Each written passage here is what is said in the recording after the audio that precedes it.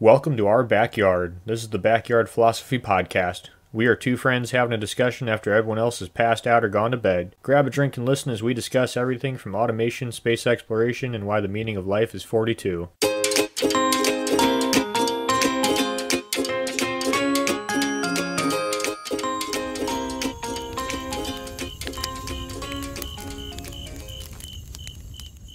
What does the United States federal government and Florida man have in common?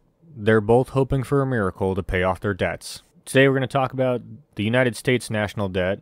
But before we get into that, Mike, how are you doing? What are you drinking?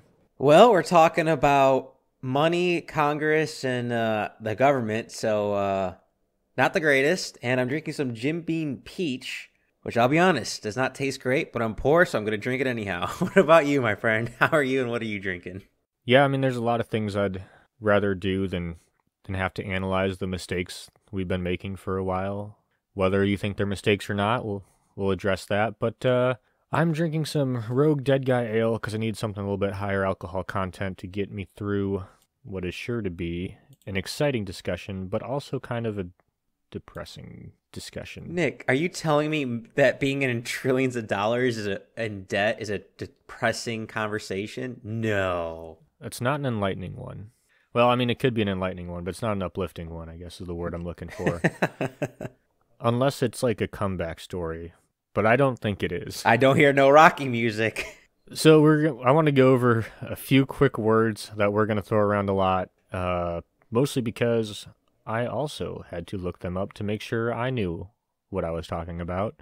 And the first word is deficit, which is basically we're going to talk about it in the sense of how much money the government's spending, and it's the amount of money that we are short on. Like, so if we say we're going to spend $10 and we have, or say we spend $5, we have $2.50, we have a deficit of $2.50. What that equates to for the national debt is a bigger number, basically how much we say we're going to spend and then how much we spent over that. The difference between that is the deficit. Did I make that worse? I think you meant that worse. All right, you go. The budget, just cut everything this out. The budget deficit, from my understanding, is when the expenses, so money leaving, exceeds revenue, the money coming in. So you spend more time in the red or have a larger red in your logbook than you do black. And that usually, the deficit indicates the financial health of a country, because deficit is usually for large sums of money, such as a country. It's sometimes used in business, but not all the time. A term that I also want to bring up, Nick, that's in business and for governments is margin call. So a margin call is kind of someone collecting all their debts at once because there's certain credit, certain ratings on how well you think you're able to pay back your debts. Much like getting a loan as an individual or as a business, countries have their own loans, their own rating system, and the United States is part of it. I think at the moment, the United States is AA, with the highest being AAA, which it used to be. And then you have countries like Greece, which I think are like triple Ds or something like that. Nice. Yes. Well, maybe not, maybe not for Greece. I also want to kind of mention Treasury auctions, because I'm not exactly sure how they work, but I want to talk about them later in the podcast. But from my understanding, and I'll re-mention it later on, a Treasury auction is a process, an auction, that sells and buys securities, which affects the interest rate when it comes to the national debt. I'll get into that a little bit, but that was something I didn't even know existed until researching this. Nick, there's a lot of words and phrasing and just a lot of shenanigans going around that I had no idea that the national debt was involved in. Yeah, and I'm not an economist. We are not economists, mostly because I guess I'd have less faith in economists and the financial system, it seems like, from after researching this. But so we're going to explain this so I can understand it is the goal here. So I wanted to go over something we probably all know, but just say it anyway. GDP, or gross domestic product, basically just a measure of how much money we are making as a country. And that's important because that's basically how much we can, as long as we have production in the United States, we can pretty much borrow, it seems like, as much as we want. No one cares. But that's an important thing to track. And then the last thing I had for definitions, Mike, is debt ceiling, which is pretty much the maximum borrowing point. So basically you say we can only borrow X amount, and then once you reach that amount, you have to reassess and raise your ceiling, because legally you have to have some kind of ceiling, I guess. There's a lot of silly things the way the United States handles debt. That ceiling debt might be the most important definition to everything besides inflation and interest rate. That's a very hot topic issue, which I assume we will get into. But Nick, how did we start or get into national debt? So the United States has pretty much always been in debt because, well, we're Americans. We like to buy things on credit. But really because there's a lot of stuff to pay for when you run a country. So I guess the first national debt, the beginning of the debt started when the federal government formed and decided that, hey, we need to start a line of credit. Basically, if we can do trade and commerce as a country, if we want to be able to trade with other countries, we need to prove that people can borrow from us and lend to us. And so part of that was we can't just be like, hey, we had a revolution, we're not paying off our debts, because France gave us money, other countries and people gave us money, and a terrible way to start a new country in any business is just to say I'm not paying back anyone who gave me money. Which surprisingly is quite common in history. Yeah. It's also, especially after you just pissed off like the superpower at the time, you probably don't want to make any more enemies. So I'll have to give it to Alexander Hamilton on that one. Not a huge Hamilton fan, but he did convince everyone that they needed to take on the debt from the war. And that's basically where our debt started. And then we continued to try to pay that back, but at the same time we kept borrowing because we're a new country, needed things. We had to go into debt to purchase some ships to go free some sailors on the coast of Africa. And pretty much every time we go to war, we take out a bunch more debt. I think the most famous example is obviously World War II with war bonds and stuff like that. And so to me, it kind of seems like wars increase your borrowing, and then it kind of goes down after a while, and then another war, and it comes back up. The other interesting fact I have is that at one point in time, the United States did pay off its debt. Andrew Jackson paid off the national debt in the year 1835 to 1836, which is wild that there's a point where we didn't owe anyone anything, right? And while you may think that that's awesome, I do. A lot of economists come to ruin my parade and basically say, just like people say in life, like there's good debt and bad debt, you need debt so that people will lend to you. And this is so counterintuitive to how my brain works, but basically by paying off our debts, it made it look like we were a poor lender, which to me, if I look at that and say we paid off all of our debts, should means we're trustworthy. But I guess in the world of business, that is not the case. Yes, that was a hard economic pill for me to swallow too, of trying to differentiate the good debt and the bad debt is a bit of a choice. Because like with the bad debt, for example, the best example I came across was student loans. You can't bankruptcy, you can't get rid of it. Good debt is like you have $40,000, but you're only paying 1% interest. So what you do is you pay the bare minimum and use that other, I don't know, 30,000 to invest to get more capital somewhere else. So you're taking on debt to invest something bigger. It's almost like you're taking a step back to take a giant leap forward. Is what I could understand for taking debt, not debt. Another thing in history I want to add on, Nick, is the United States, I think, if I remember correctly, has declared bankruptcy 7 times, which I did not know a country could declare bankruptcy.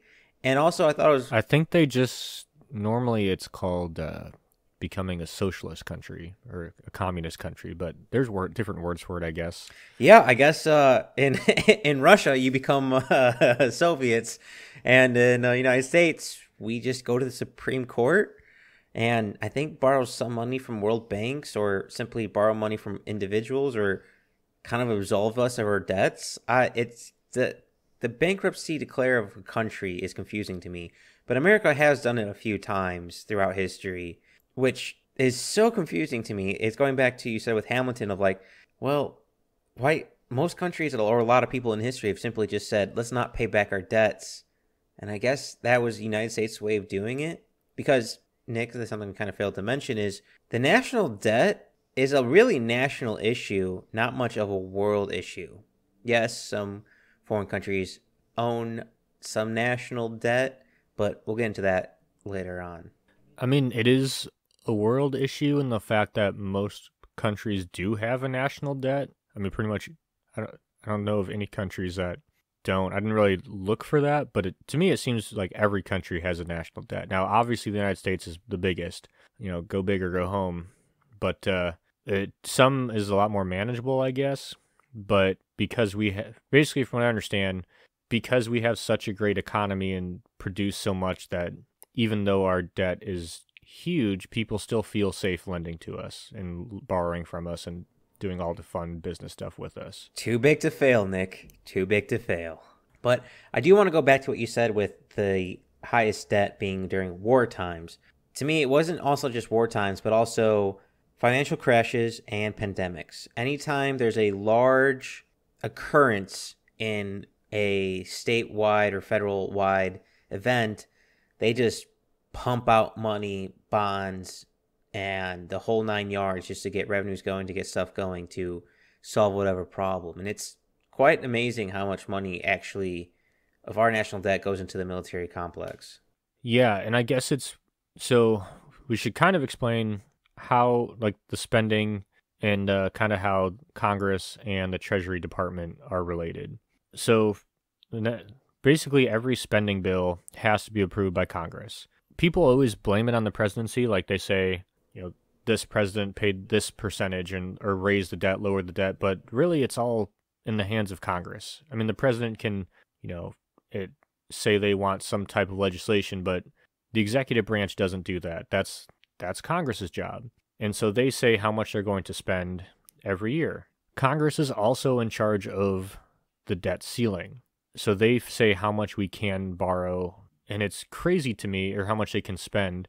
And these are the same people who come in a panic like, oh my gosh, we're going to hit the debt ceiling.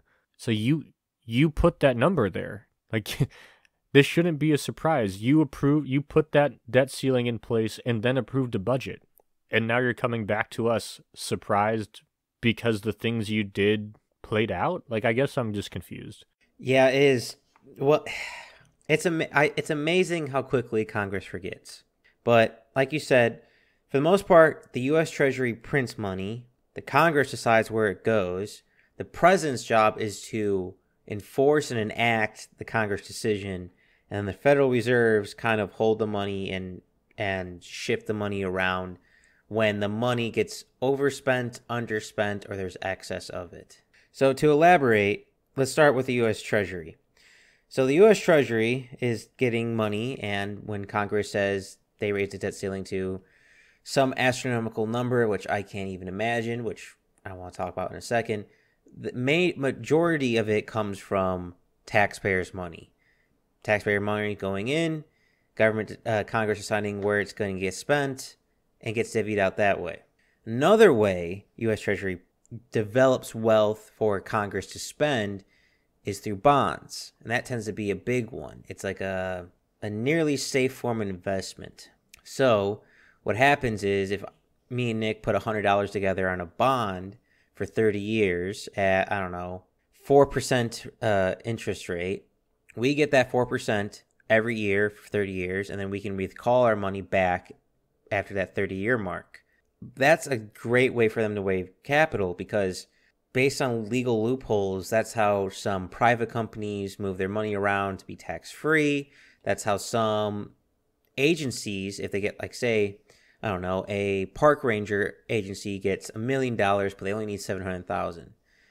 Rather than giving the money back to Congress, because in order to do that, Congress would have to vote on it. So every time there's an excess of money, they would have to vote on it. The agencies simply put those monies into bonds. So they're putting investments into their agencies to get more money by giving money back that they didn't want to spend to Congress, by giving it to Congress in a way that they don't have to vote on it so they can divvy it out somewhere else, which is confusing as hell. Again, this is all like a shell game to me. And then the U.S. president goes, all right, this is what Congress says. This is how we're spending it. This is how we're going to enforce it. And it's, Nick, I'll be honest with you. This is a spider web of entanglement of something that should be, I think, pretty simple. Of like, I give you money, you give me money back. I have excess money, I give this much money back. It's confusing, Nick. Yeah. So to me, it just seems like it's different ways to move money around because we have a certain system of checks and balances. Politicians and all these agencies can't get everything they want done their way if they didn't do stuff like this. So basically all this moving money around is ways to drum up money, one, to without raising taxes to get more money, and two, to move money around in ways that if they want to give an agency money but don't have like the clearance to do it, pretty much, so they can just go and do whatever they want. Yes, I also think it's important to note on these bonds, the average interest rate on federal borrowing is about 2%, somewhere around there. And interest rate payments are about 2% of the GDP. The Federal Reserve is about 24% of the GDP. Interest payments are also about 8.3% of the budget. So what that means is the national debt doesn't exactly follow or fluctuate with a country's GDP. They are correlated, but not causated, which I thought was very interesting because, Nick, I don't know about you, but I thought if a country was spending X amount of money, that would mean an X amount of debt or something like that. I thought higher GDP, lower debt, but that doesn't seem to matter whether you have high or low GDP. That's just depending on how much faith the world has in your country. Yeah. So, yeah, people really don't seem to care as long as you can produce, which basically everything that I heard from every economist is basically saying we can literally borrow or print as much money as we want as long as we keep producing the way we do, because people have so much faith that we're going to continue to grow as a country that we can do pretty much anything and people will still invest with us, still trust our currency. Talk about fake it till you make it. Which, I mean, I guess, like, no one's money is really tied to anything, so it's like, might as well tie it to productivity. I don't know. Well, continuing on, because the productivity thing is very interesting, because that's heavily tied in with where people are getting productions, which is not as popular in the United States as it used to be.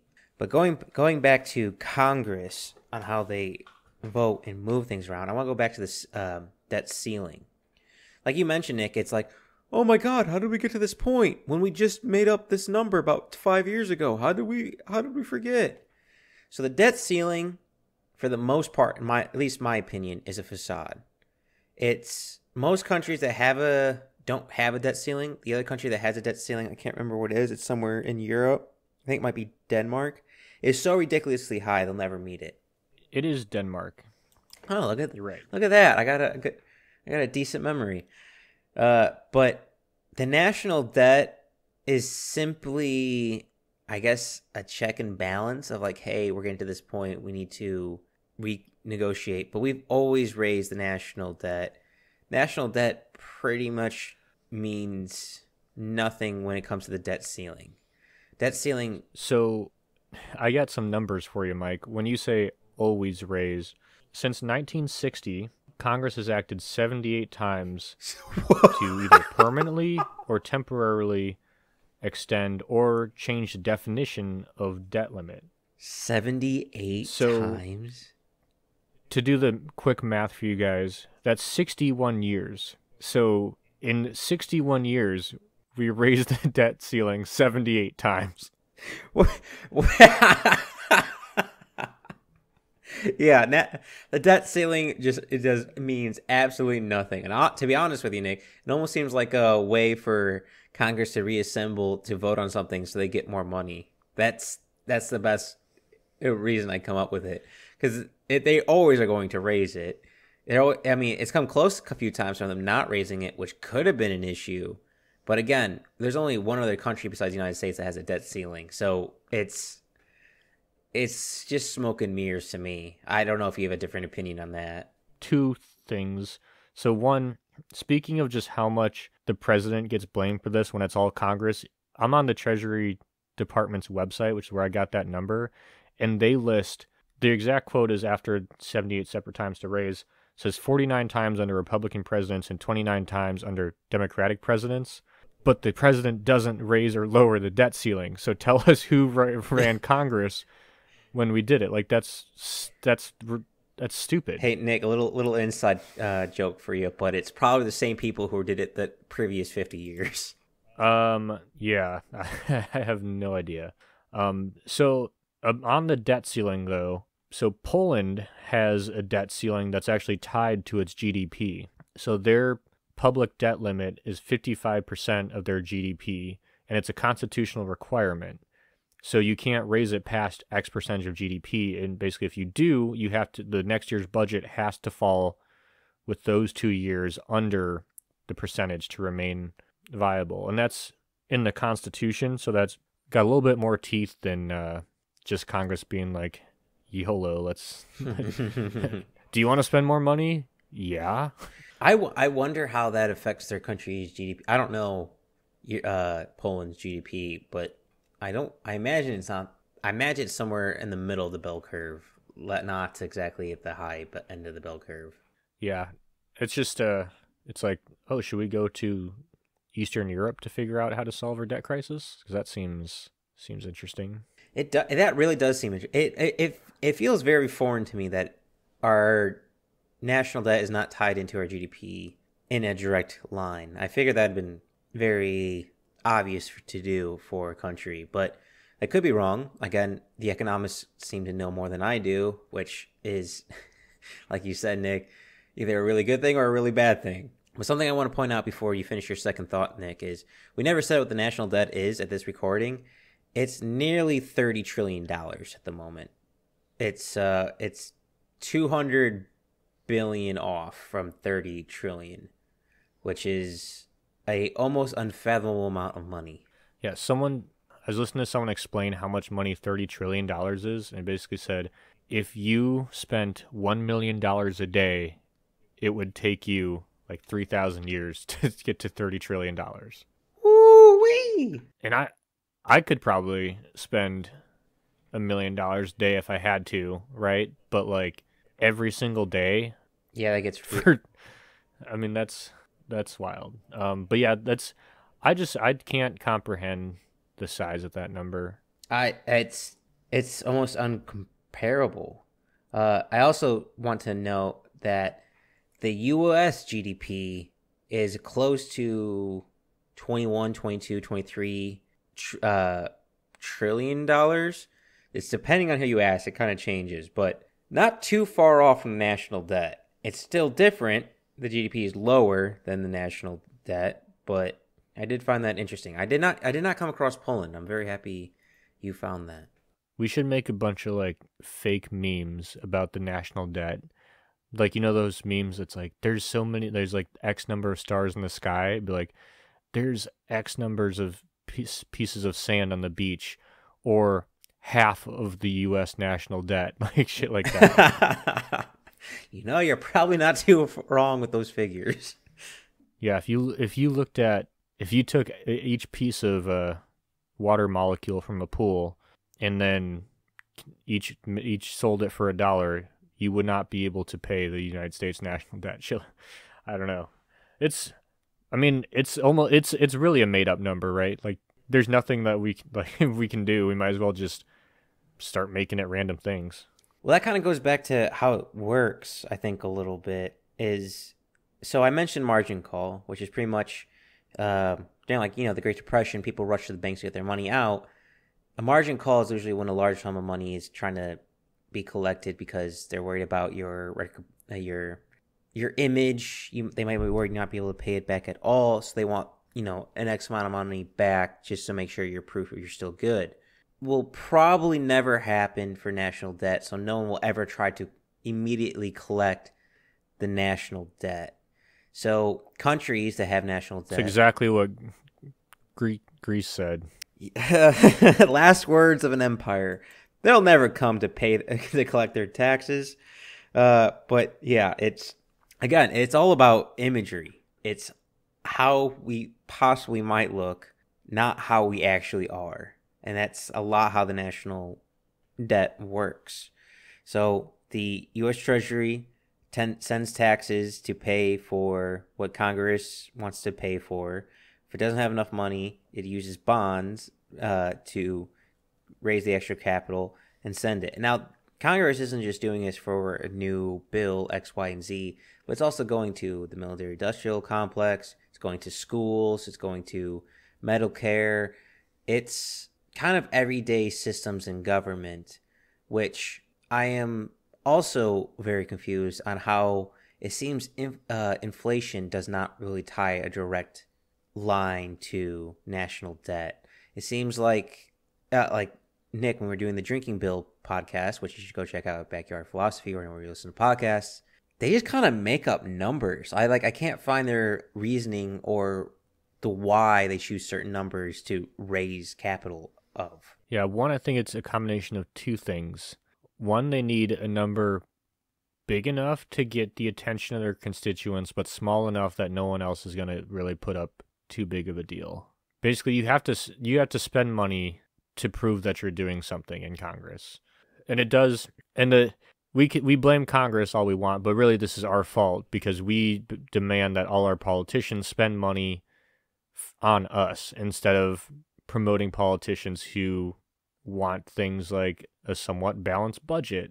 I mean, the conservative party, the conservative ideals like fiscal responsibility, it's almost a joke.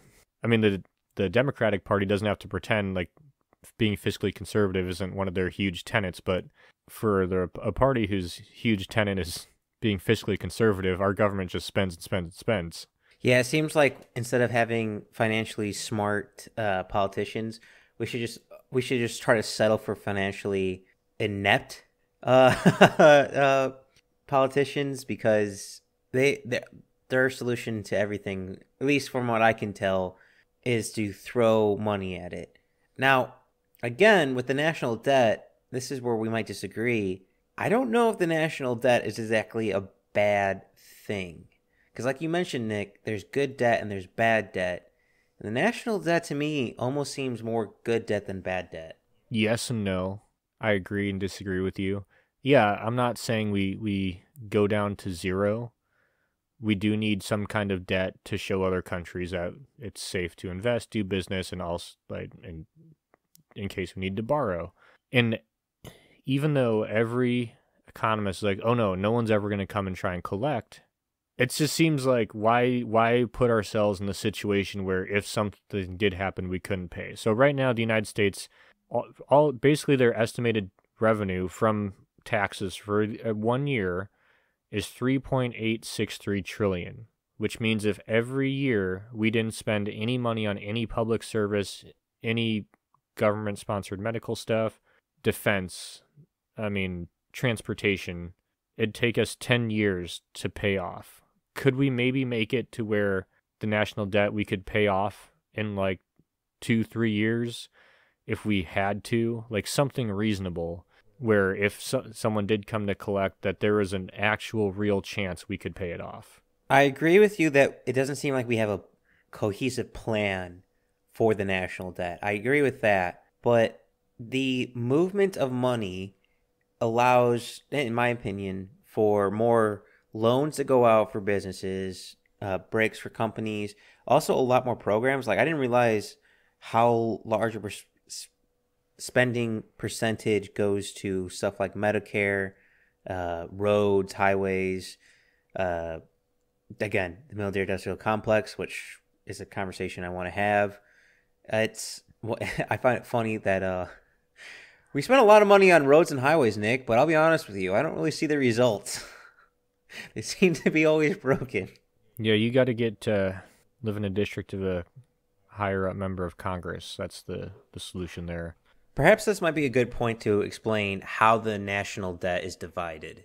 So, the national debt, in my opinion, I might be a little bit wrong on this, but majority of it, the national debt. Okay, I did want to get, before we get into who that divided, talking about good debt and bad debt conversation, I did want to say why I think it should go, it's important to pay it down at least a little bit, because we're currently paying interest on all these loans, basically fit about, depending on what source you look at, it's anywhere from like 10 to 20, and obviously it's going to depend on how much taxes you make, but I think 15% is a number I saw 2 times, so we'll go with that.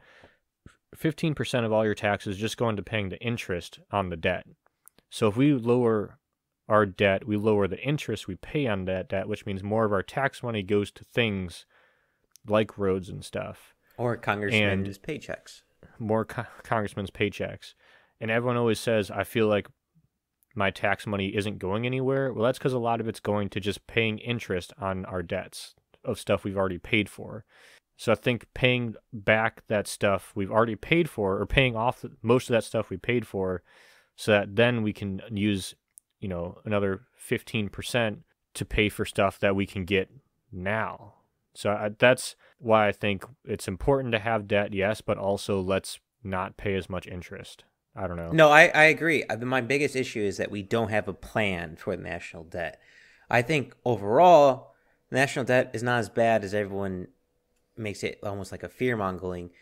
It's not as bad as everyone thinks.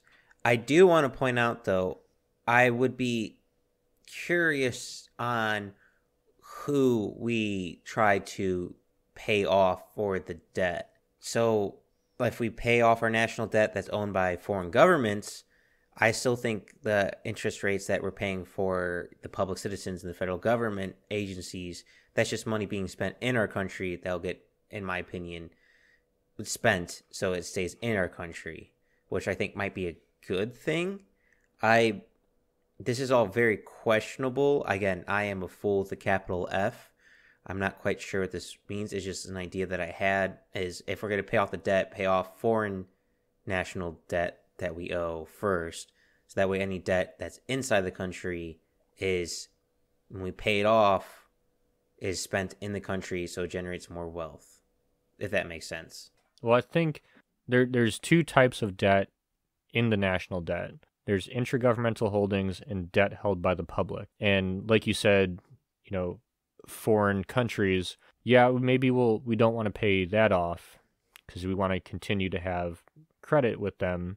And that's of the debt, like most of it, I don't have a percentage, I just have a graph, but I'd say like 20% of it is the intra-government, and the other 70, or oh my God, I'm bad at math, 80% is the debt held by the public. And the debt held by the public, that includes foreign governments' debt to us. And kind of a quick side note, of the foreign countries who hold U.S. debt, Japan is actually the biggest as of, this is 2018, so obviously things could have changed. But as of 2018, Japan holds 1.3 trillion of our debt. China owns 1.07, followed by the UK, then Ireland, Luxembourg, Cayman Islands, Brazil, Taiwan, France, and Hong Kong. So that's who we owe. So I actually, the only thing that I saw really differently was that Ireland was, it's the order I saw was Japan, China, UK, Ireland, Luxembourg, and then the same with you. Which that's kind of negligible when it comes to that. But Nick, the percentages I saw is 18%, 15%, 6%, 4%, 3.8%. For the top 5, that adds to be close to 45, 47% of our national debt. Yeah, I mean, I agree. But I think the easiest, like if we got to start off on training wheels, right? I mean, we're essentially a teenager who stole a credit card. I mean, who stole a millionaire's credit card. I mean, we're weekend at Bernie's right now. Yeah, I mean, we are a young country. But I think the easiest would be to pay off the intragovernmental debt. And what that is so some agencies, like some government agencies, like Social Security, if they get more money in revenue from, just people paying them and taxes than they need to function, they take that money and they invest it into the treasury. aka If a bonds. government, yeah, if a government if a government agency has extra money, we should use that to pay off our interest. So yes and When no. you when we But if we're taking it and pay and doing like a bond, we're basically paying twice for that money.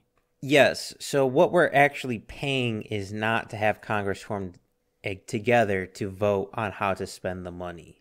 So to me, it's almost like a tax to bypass it. I don't know if I agree with it, to be honest with you, but that's how I see it in my mindset. Like I mentioned with the park rangers analogy, it's well, if you have excess money, I mean, even some unions and people's funds, they all depend on the bonds going to the government. Is they take the excess money, spend it on bonds, which is guaranteed, and they get like a I don't know 2 to 5% interest rate back. I assume closer to 2. Then the government gets free access to spend that money, which it's the United States being in debt with itself. So the federal government being in debt to a federal organization, which if you're in debt to yourself, I don't know if that really considers as debt. Like, I don't know if that's my major priority. Again, I don't know, but it's almost to me like if I mean, it sounds like it's 6.1 trillion of our debt is that. So, it's I mean, I 6.1 guess trillion that's all held within the federal government one way or the other. If it gets paid to the federal government. If it doesn't get paid, it's the federal government in debt. So, I mean, right, but I guess so cuz I looked up why can't we just dissolve those, right? Like it's the government paying itself for money. Why can't we just dissolve that? And cuz I mean that's like what you're saying, right? Is you're essentially in debt to yourself. So what's the point? And I guess the reason is because you can't. There is goods and services that were exchanged. So like, say, I'm just making this up. This is not maybe a real life example, maybe not. I don't know. Say TSA bought 5 body scanning machines from Homeland Security. That money still moved, so you can't just dissolve that because goods were exchanged so that like then some agency basically no agency wants to get fucked over by helping another agency, so they have to go do this. oh yeah, to me, all of this national debt is almost a facade. It's almost a shell game, just to have money move around, to say money had moved around. It's that to me, the national debt is pretty much a lot of just hearsay, cliche, and smoke and mirrors. I completely agree with you, Nick. It's confusing why they just can't cancel if it's gonna be debt with yourself. I don't know why you have to go through all the bells and whistles to pay yourself. So here's a thought then, Mike, because we both kind of agree we need some kind of national debt, and the percentage or how much is up for debate. But what about all the treasury bonds and stock and stuff like that? What if we just started buying, stopped giving those out and started paying those off so that the national debt basically becomes who do we owe, out of foreign countries, and basically only use bonds during wartime or something extreme when we actually do need to raise like money instead of using it as another crutch to get around, paying for stuff. Well, that is a bit of an issue because we failed to mention a major part of our national debt, which is the public, which is the companies, the banks, us as individuals paying into government bonds that feeds into the national debt. That's a huge topic point. Which if we pay off the federal debt, that doesn't make the public debt go away. And I'm more So the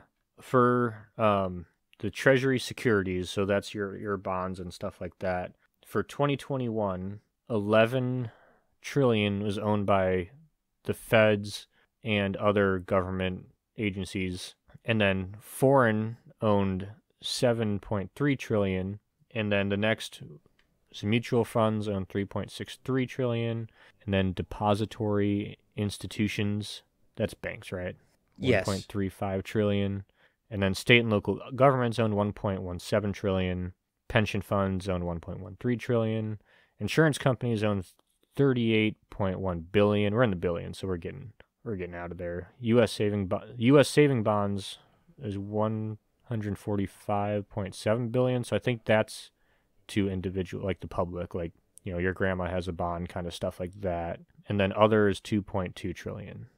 So I think the majority of these securities are held 11 trillion are held by the feds themselves, which is 11 trillion. That's a third of the debt. I saw what would your public trillion, what was your public trillion if 11 trillion was your federal? Because I think I have different numbers, which again, this is kind of conflicting depending on which economics you research or which person you listen to. My public was. Does your public include like state governments, pension funds? Because I mean All my public and um, federal debt comes to about 22 trillion. your public and federal. Yes. I don't know. Maybe we're looking at. I mean, that's like completely different. Because my federal is 11 trillion. That's why I'm confused. Because when I look at foreign national debt, I mean 1.3 trillion for Japan, 1 trillion for China. I'm trying to, and we're almost at 30. Yeah, that's what I see for foreign debt. Yeah, foreign debt, our numbers are the same. I just we have different numbers for public and federal, which that's Which I think people just maybe classified. categorize them Yeah, under separate things. I think is what we're running into here. But so what's your public number again? it's somewhere in my notes. I can't quite find public separate from my federal at the moment, but in total, I have them at 22. Yeah, I think that checks out. So basically, because I have 7 trillion for foreign, basically your number is all of the subdivided of my numbers put together. Gotcha. It's just the engineer in me, just making sure the maths adds up. But sorry about that tangent, Nick. Apologies. But going back to the private, I mean, even banks, organizations, businesses, and then coming back to the individuals, it's kind of good to have the bond accessibility because bonds are pretty reliable for. I mean, they're low interest rates, but they're pretty safe to invest in, which is kind of good for the public, which we want. I don't know if we want to completely absolve the bonds between the public and the federal government. I mean, we got to cut something. So what do you propose we cut? Well, let's start off with the I mean, I guess let's. congressman's Would you paychecks. rather? Okay, fair. Good point. Fair. So would you rather cut public inter? So would three? What do you think you would cut first? Foreign debt, public debt, intergovernment agency debt. Intergovernment agency debt, but I don't mean just cut it by remove it. I mean refinance it pretty much. I don't personally like how the federal government is spending its money with the federal government agencies. I feel like it's very inept.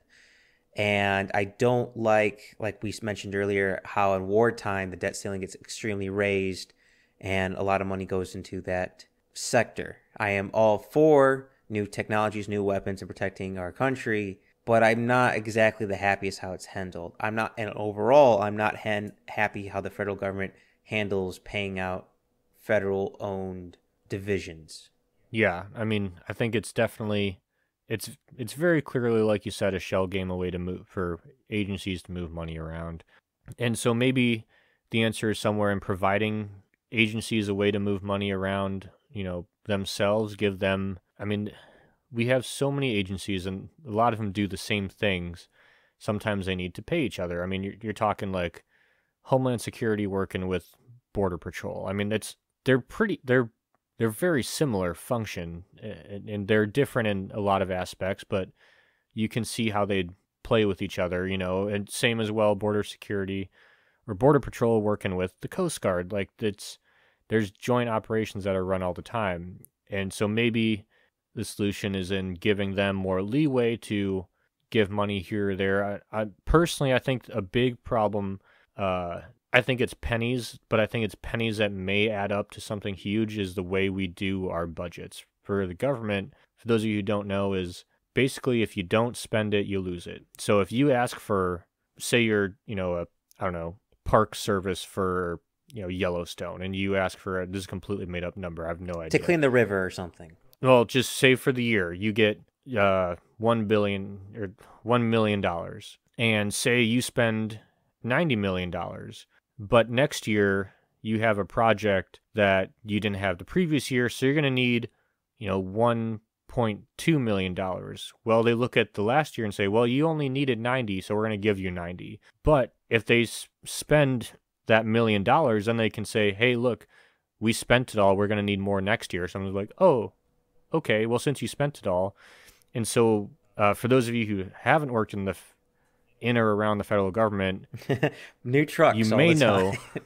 you may know that once that end of the year approaches, they need to get rid of that money. So that's when they buy new trucks, new chainsaws, new tools. I mean, anything that they could think of to get rid of that money so that they're done at the end of the year. And that's money that I think there should be some kind of bonus to get that money back.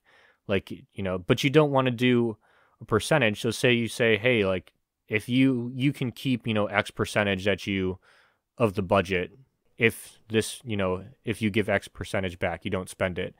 That's just going to encourage people to ask for more than they need so that they get more back. I completely agree with that statement. To me, I'm surprised there's not like a bank for federal agencies. Like let's stick with your analogy. $1 million goes to some park system, and they spend $900,000. Well, that 100,000, maybe like 50,000 goes back to the federal government. The other 50,000 goes into a bank, which is on reserve for that park for, I don't know, a unforeseen circumstance. So they have access to the money if they need it to either hire seasonal people to, I don't know, help pay health insurance or something like that for their employees. Just like almost run each smaller organization as its own entity that's just underneath the umbrella of the federal government, rather than have it being so interwoven with the lower stature to the higher stature. I completely agree with you, Nick. It is hilarious to see how much spending is done at the end of the season. They're like, well, if we want to have our money back, we're going to have to spend all of this within all of November and December just to make sure we get our money back and then some for next season. Yeah, and it's crazy because I work in natural resources from the private side, so we don't have that. We just look at basically what we're doing next year and how much we think it'll cost. But in natural resources, you have ebbs and flows because nature ebbs and flows. So if you have a huge fire and you got to replant an extra couple hundred acres, you need to buy trees and pay planting crews to do that. But once that's all planted, next year you have like half the work. But then maybe next year there's another fire. You have to ask for double your budget. It just doesn't work like that. So the way they do is they just plan that they're going to have to spend a bunch of money, and if they don't spend it, they get to buy a bunch of new shit because they might need it next year. And it's true, they might need it next year, but they won't get it if they don't spend that close amount the previous year. To me, a budget shouldn't be based on how much you spent last year. It should be based on what you're going to do next year. Yeah, it's how much you actually need, not how much you actually think you might want. Yeah, I mean, obviously you're going to use your costs from the previous year, but I don't know. But also, I'm not an accountant, and doing accountant stuff makes me kind of insane. I hate budgets, and I hate budgeting, and I hate having to stick to said budgets just because things change. And there needs to be, some kind of system because things can change. And so we need some kind of, like you said, where if there's something that comes up, like say a wildfire, and we need to pay for tree removal, or dangerous to the highway, it's causing and whatever Invasive species there comes needs to in, be ruins your land. Yeah, some way to do that because things happen, but it doesn't need to be everything, right? Like there needs to be, I don't know, some kind of control. Like I don't know. I think the way the government, every single agency spends money, someone needs to go and look at that. Completely agree.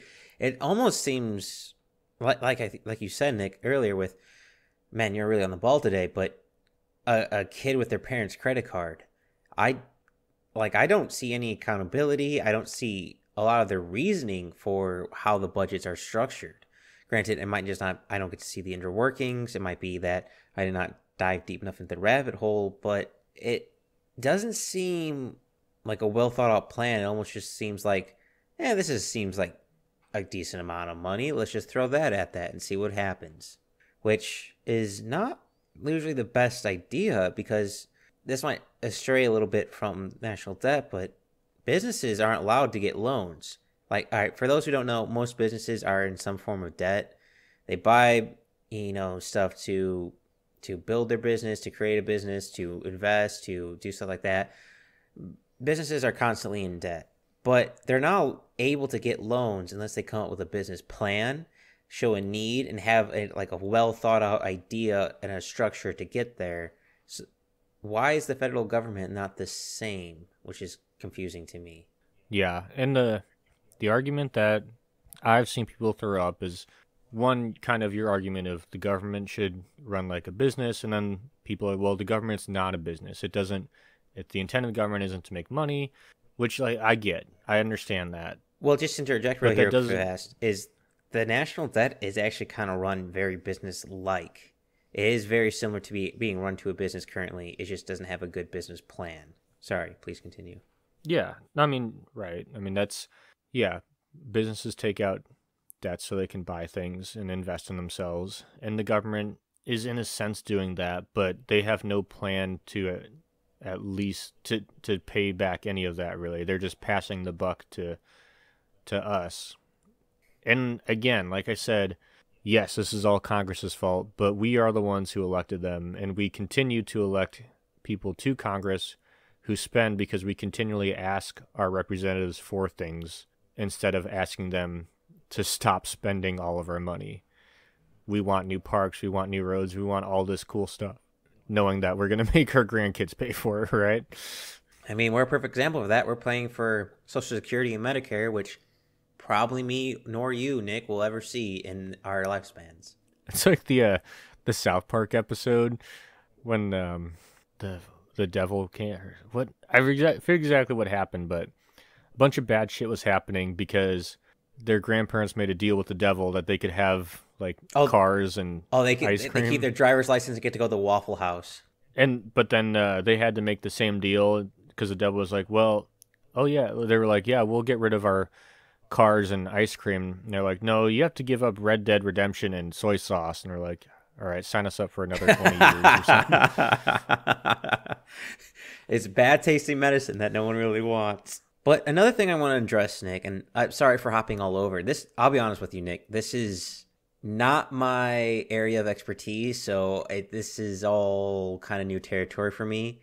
But for the national debt, I think two key words are, both start with an I, inflation and an interest.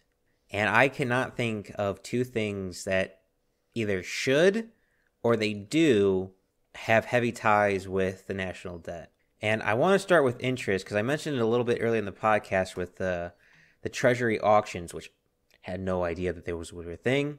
The Treasury auctions, for the most part, is what determines the interest rates on the bonds, which is a major part of the Congress getting money to spend for federal organizations.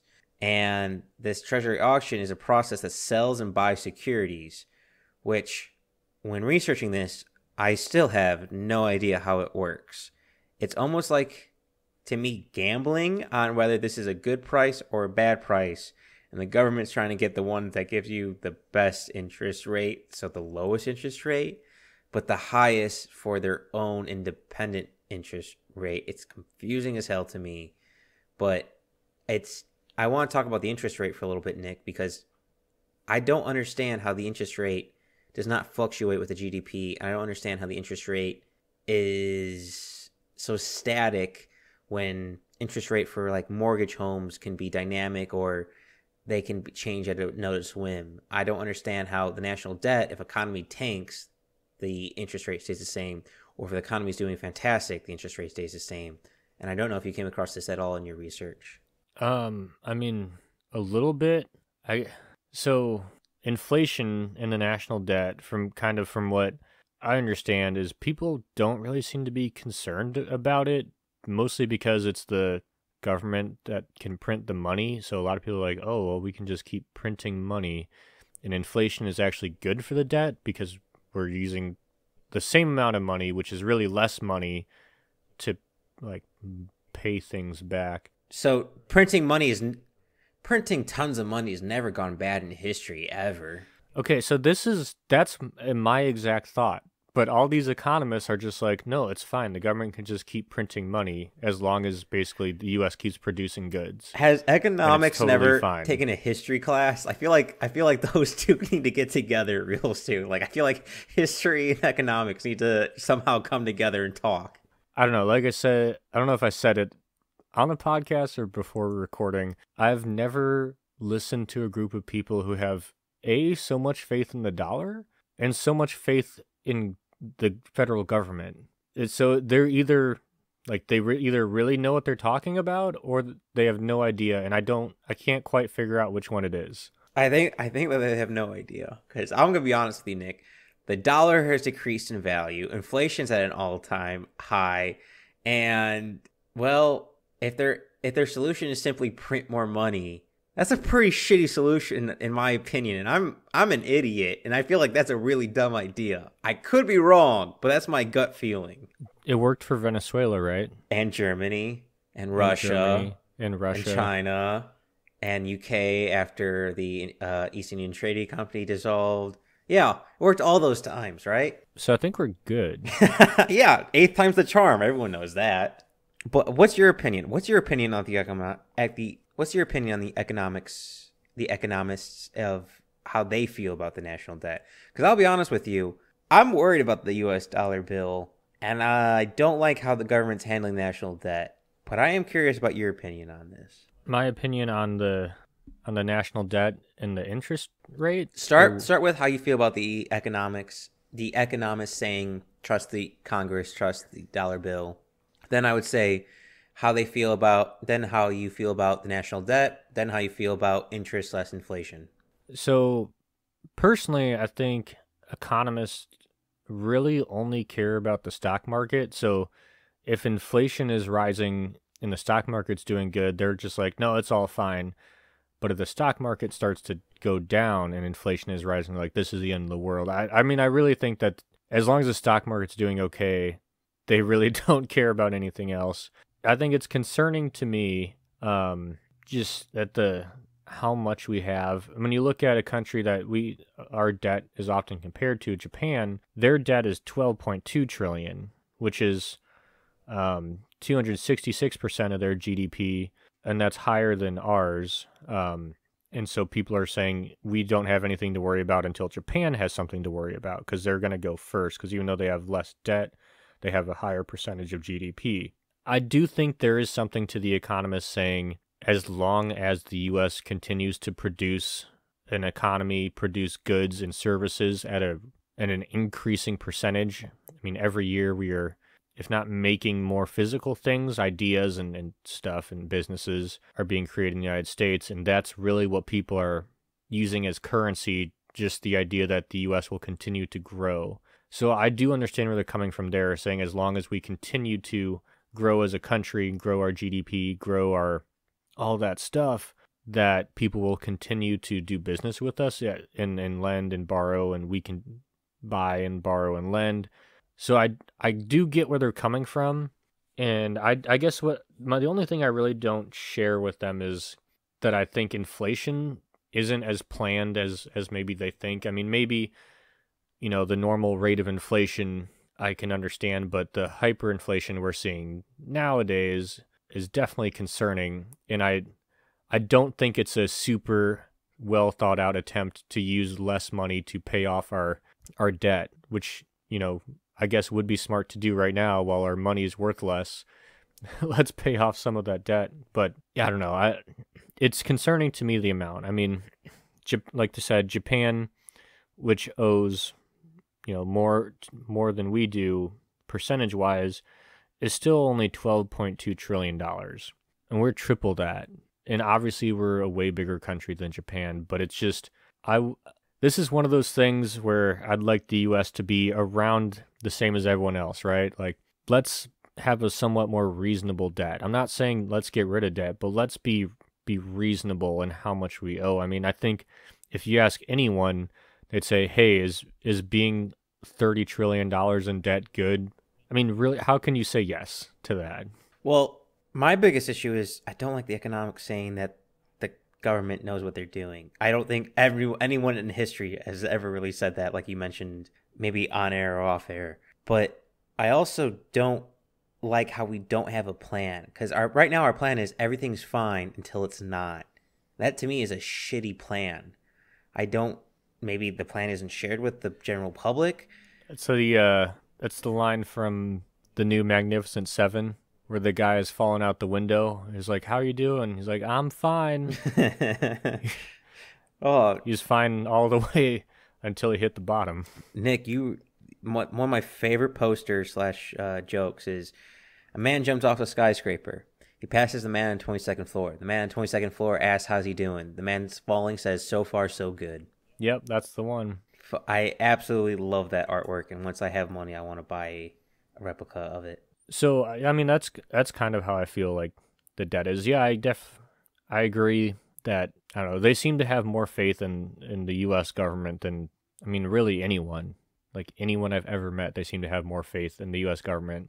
But again, I think it's all tied to the stock market. I think if the stock market's doing good, everything's fine. It's until with economists, until the stock market starts to do shit, they don't care.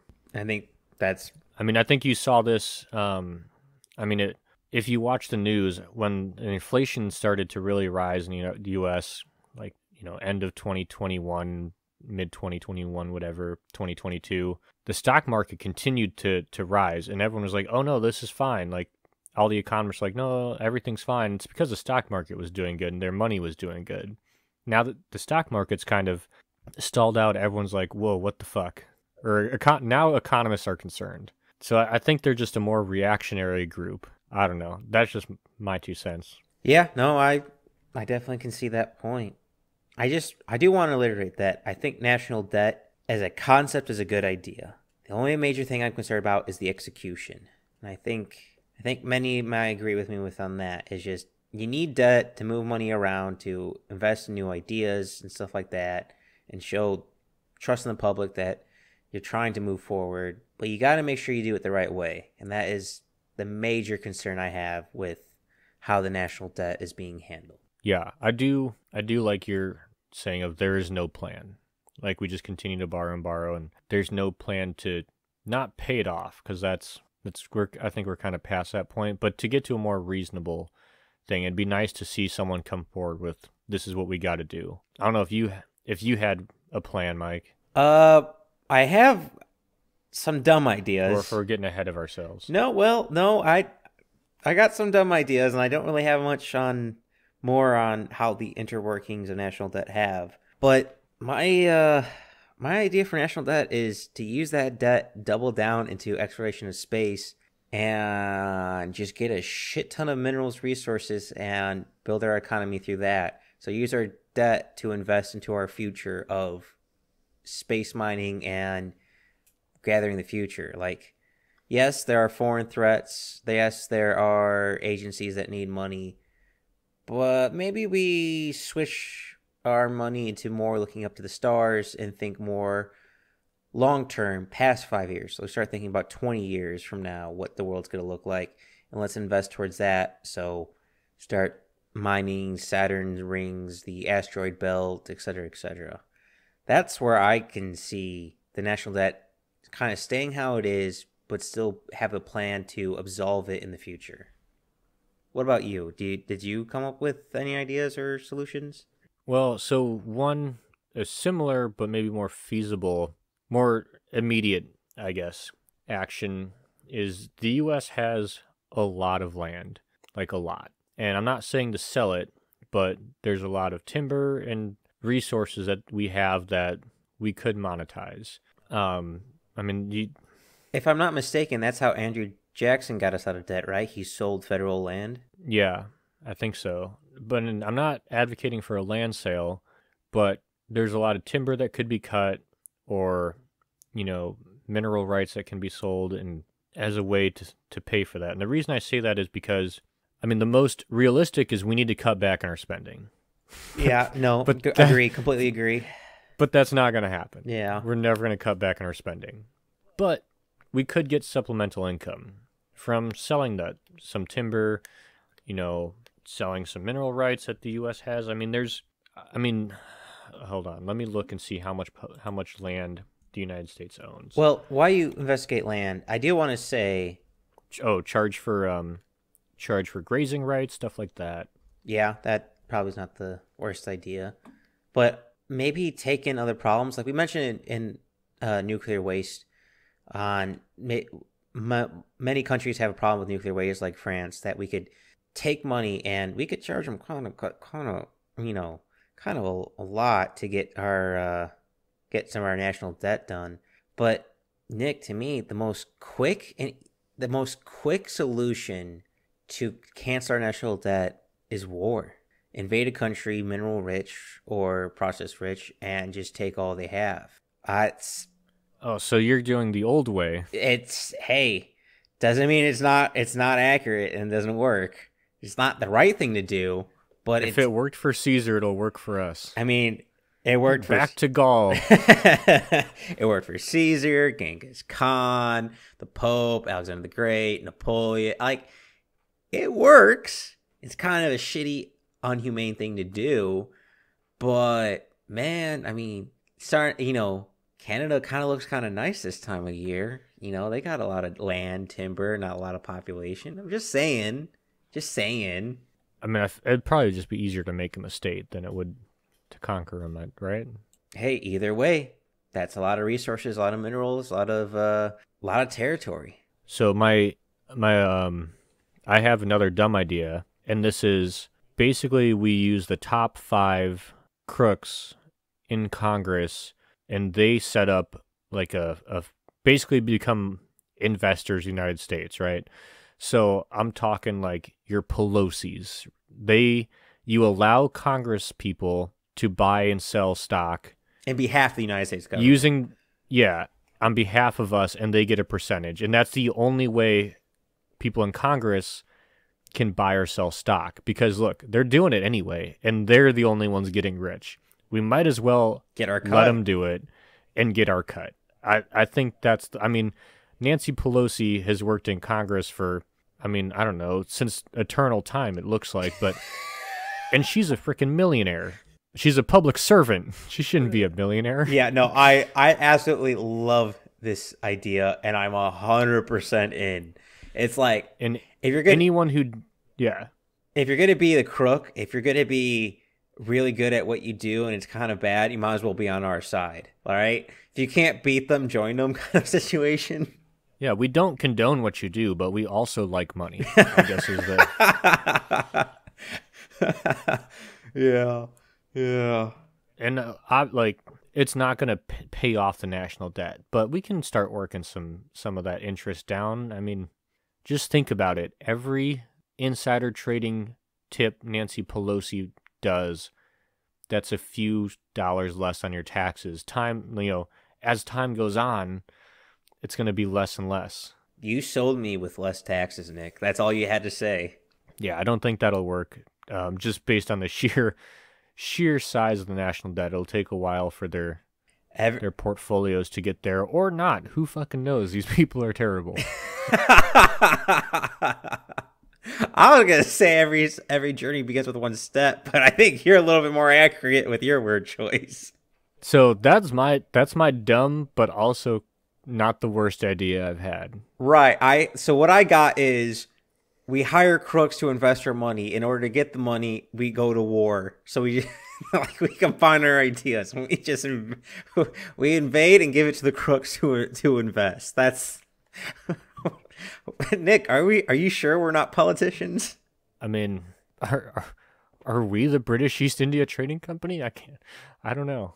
So that's pretty much all I had, unless you wanted to run through um, and kind of go through things like projects and how much they would add or take away from the budget.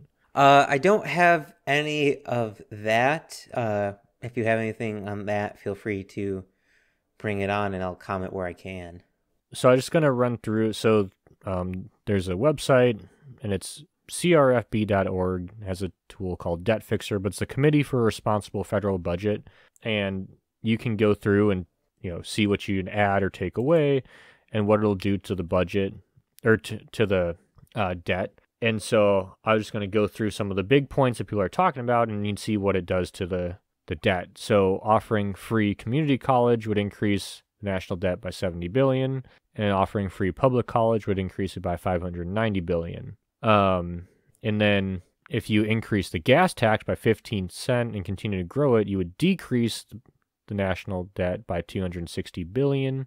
And then if you, spend more or less on education, so if you increase kindergarten through 12th grade education spending, you'd add $210 billion. And if you decrease it, you would decrease by $440 billion. Personally, I don't think education is where we start cutting, but who am I? Yeah, I kind of want to literally just say that there are ways in budget and manipulation to do it. It's just the efficiency that it is done is not, I think, the correct way to do it or the right standards to do it. It's all there. I just don't know why we're not able to get there. So another one that's big, people bring up a lot, freezing defense spending for 2 years would decrease the budget by $390 billion. And if you return defense spending to 2017 levels, it would decrease by, I guess, 1,100 billion, so it's like 1.1 trillion, right? Yeah, I don't know if completely freezing it is the correct idea.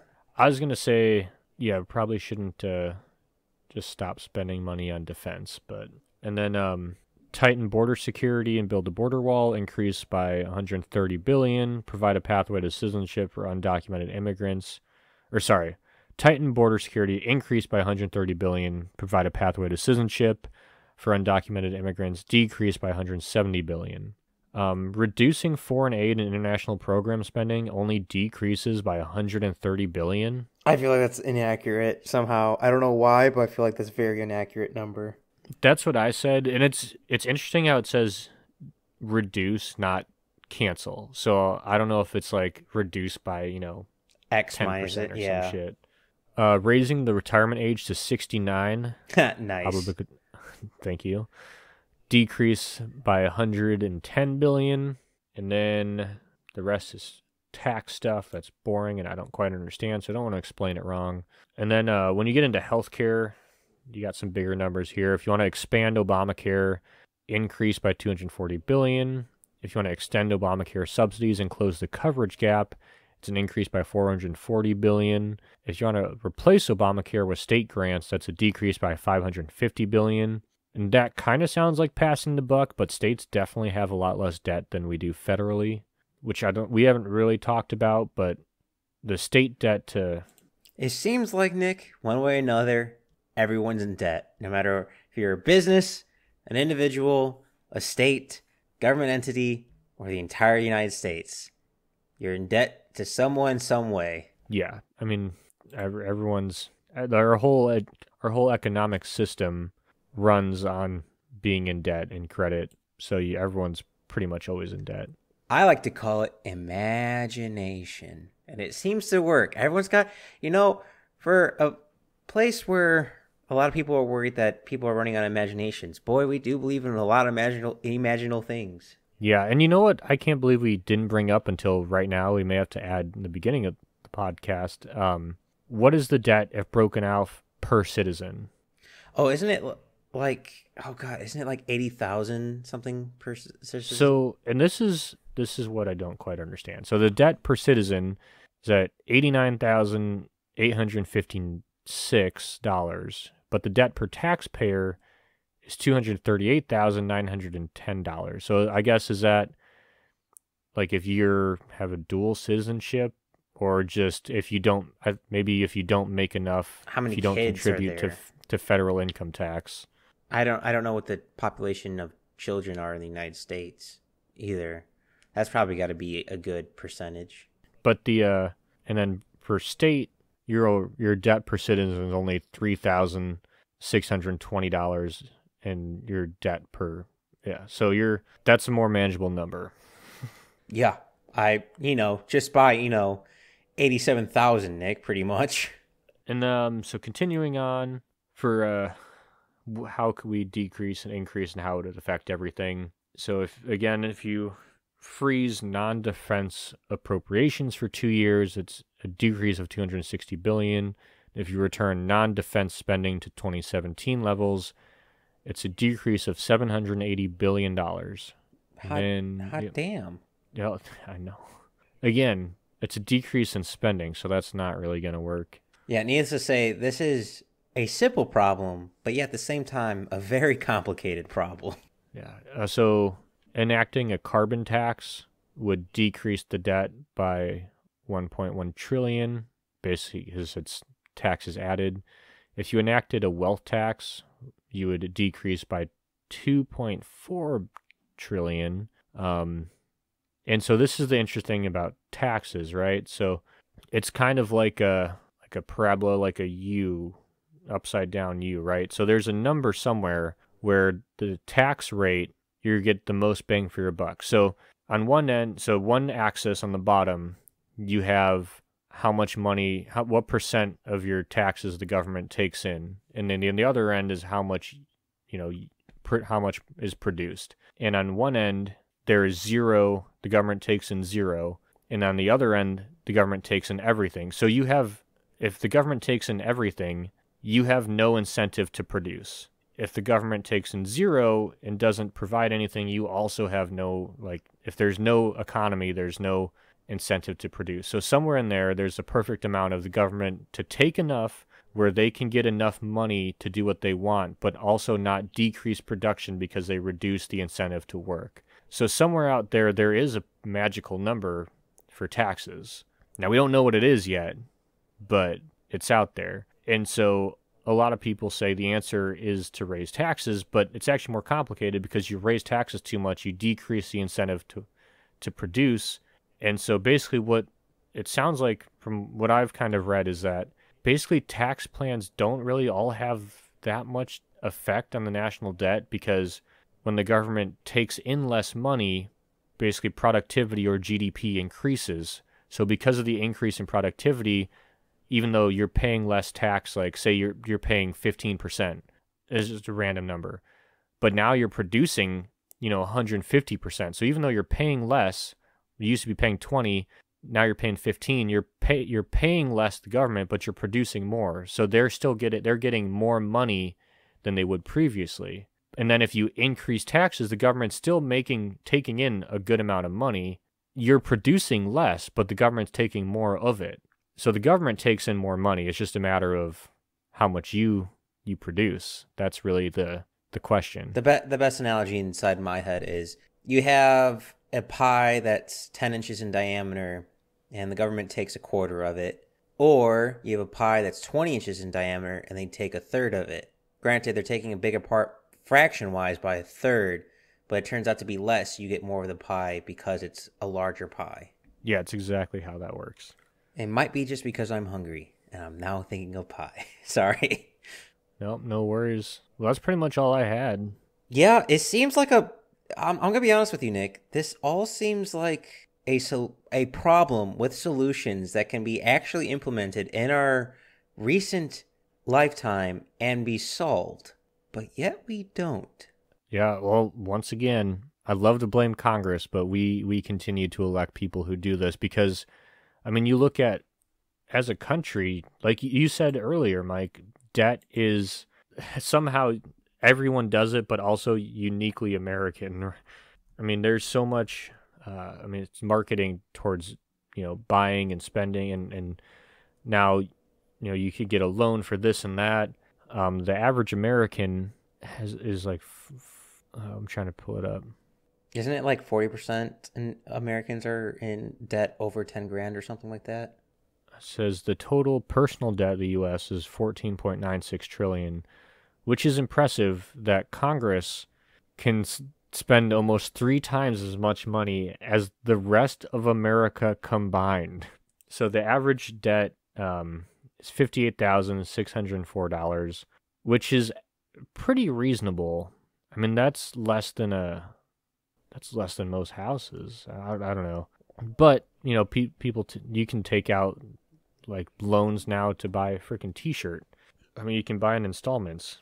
Yes, it's kind of the old saying, you got to spend money to make money. Well, I think with that being said, Nick, I think we came up with some decent solutions. We see a progress where we can go. And if people wanted to tell us their ideas or possible solutions for solving national debt, or if you're an international listener on how your country handles national debt, where could they find us and tell us? You can find us on Reddit at Backyard Philosophy Podcast, and you can find us on Instagram at Backyard Philosophy. Can they find us on Twitter? No, because that is we had a national debt before Twitter, but I feel like we can shift most of the blame on the huge increase in spending on Twitter. Twitter's debt for the soul. And out of curiosity, you reading any good books? I am. It's super interesting. It's about trees. It's called the History of the West, or Douglas Fir History of the West Most Remarkable Tree. And it is way more interesting than the national debt. So that being said, that's not the hardest to do. Mike, what are you reading right now? For the once in a very few times, I'm actually in between books, and I get to decide, do I want to read something fun, or do I want to read something and educate myself? But yeah, for once, I'm in between books. Well, thank you for listening, and I guess go solve the debt crisis. I don't know. We're out.